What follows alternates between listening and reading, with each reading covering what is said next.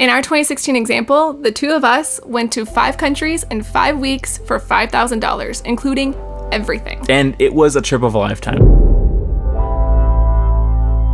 Planning your trip to Europe all starts with being inspired. So it all started in an English pub, sitting with my family in Orlando, Florida, this little hokey pub. It was still charming, just the cozy wood bar, football game on, soccer game on, little booths and all the different bangers and mash. My first bangers and mash. And like, what are these things about? And what does this actual thing look like? I felt like I was perceiving a representation of a more trueness that exists somewhere else. It was like a circle in Plato's World of Forms.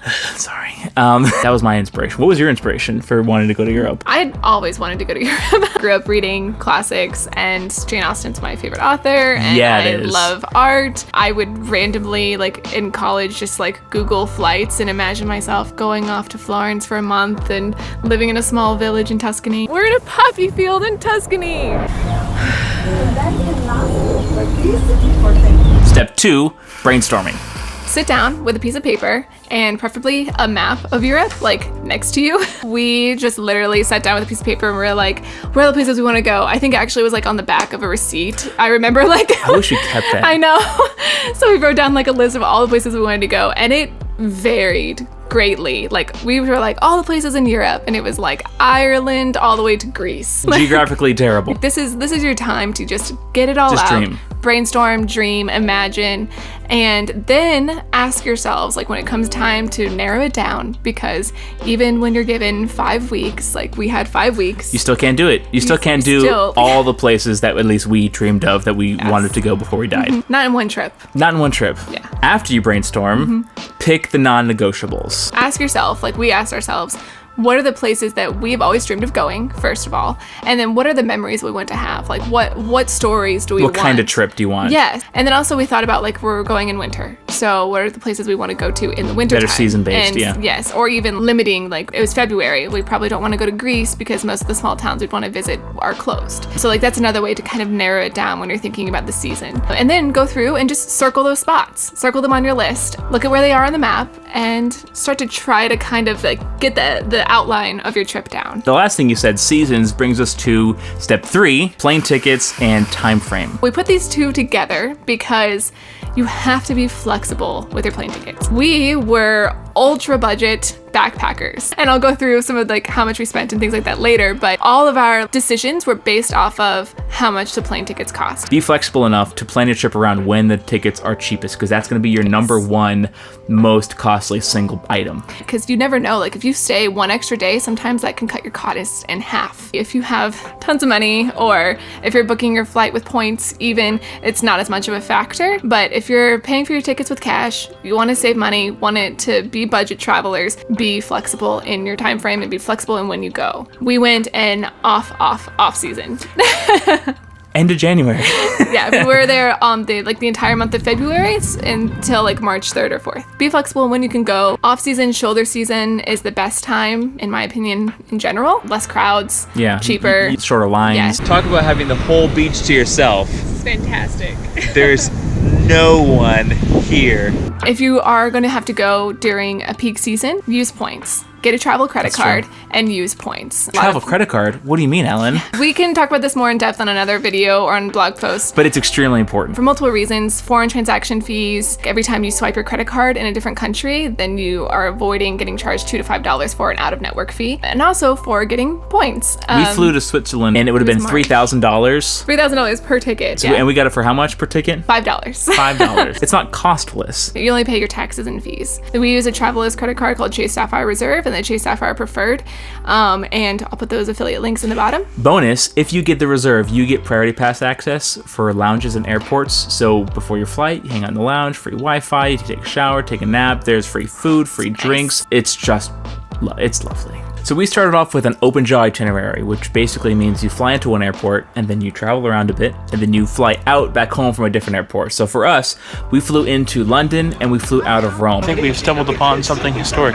And the reason we did that is because you want to kind of start on a place that's more familiar to you and get used to the whole concept of being a foreigner in a different country. England, English, at least you have that going for you. But then as you go more south and more toward foreign places like Italy, when we ended in Rome, is very different than the US. It's nice to kind of wade into the water with your toes first, then kind of get in the deep end. Especially on your first trip. It's nice to like get off the plane and actually be able to read some of the signs. Ausgang.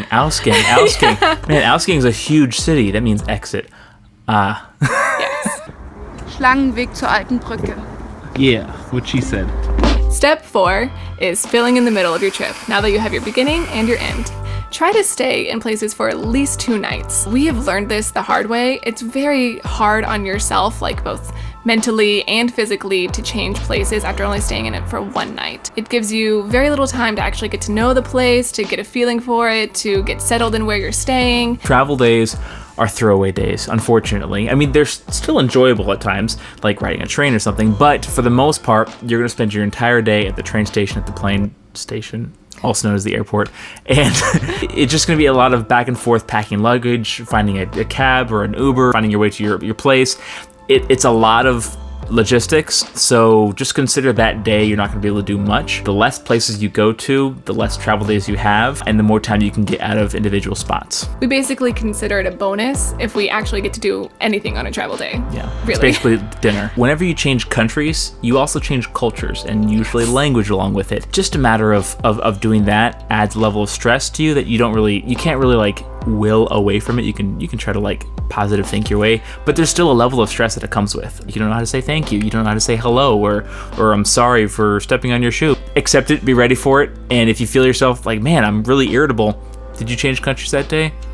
That's probably why. Give each other grace. Like if you're traveling with a travel partner, give each other grace on travel days and on changing country days, especially when it's like your 4th country and you're saying hello in 4 different languages before you ever get to the right one, even if you do actually get to the right one. Then you go to Luxembourg and they speak all the languages. Yes. Consider that travel day as a little bit of a grace period in your planning and in your itinerary when you're looking at the middle. For our trip in 2016, I made a spreadsheet. Did you? To be fair, I've Did made you? a spreadsheet for like almost all of Everything. our trips.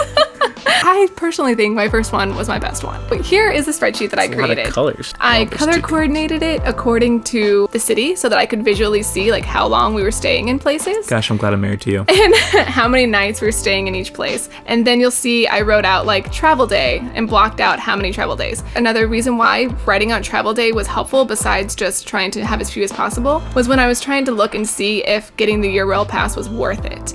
For us, it wasn't actually. I did the full options of getting all the different variations of Euro pass. Did you now? And it was actually cheapest for us to purchase in advance for our train tickets, so that's what we ended up doing.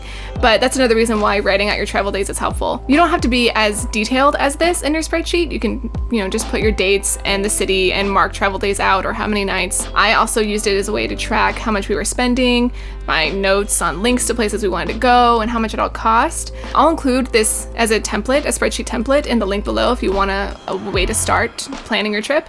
But this was our basic guideline for the trip. And also you can see like we went through several variations. Like in our first version, we were going to Ireland and Scotland, which No I way. totally forgot about until I looked back at this. That's a lot of travel days. Yeah, so we ended up taking out Ireland and Scotland and things like that and like the different versions. Also, travel days are expensive days. You'll spend the most money on travel days because of the tickets or food that you wouldn't otherwise be spending that you had to get in a hurry.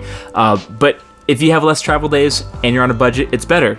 It'll cost less. Yes. And like you'll spend more time soaking up the culture of a place. So again, I'll include this spreadsheet template in the link below in the description so you can have a starting off point for filling in the middle of your trip. Step 5, determine a budget.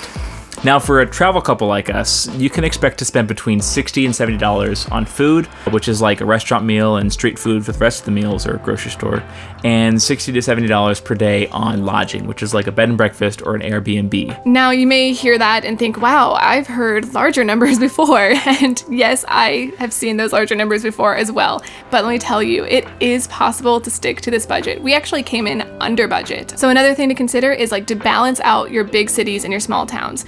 We had an average of $60 a night on our lodging, which means sometimes we spent $30 a night in lodging and other times we spent $100. But the average over our trip was $60 a night in lodging. Now, where do you spend $30? Where do you spend $30 a night on lodging?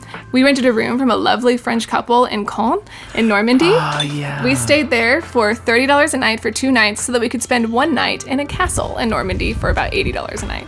Caen was adorable, but the castle was magical. You can stay in those dream places if you go in shoulder season to off season and you balance it out in your budget. In our 2016 example, the 2 of us went to 5 countries in 5 weeks for $5,000, including everything. And it was a trip of a lifetime. Go get inspired, go plan it out, brainstorm, look at plane tickets, and book that ticket. Book the trip.